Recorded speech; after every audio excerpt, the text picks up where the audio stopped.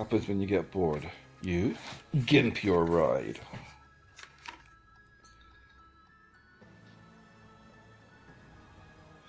Basically, it's part of another pair of leather jeans that I've velcroed to the helmet. The idea is to keep out the wind noise, because most of the wind noise comes in this gap here. And that is where pretty much all the wind noise comes from. It gives you fucking ear damage.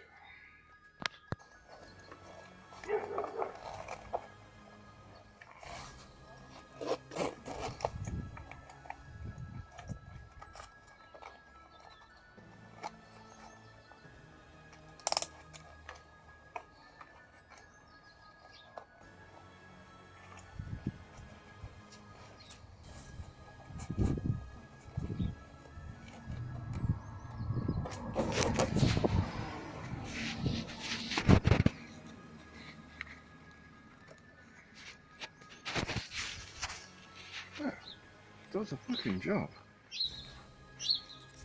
Not bad for a quick.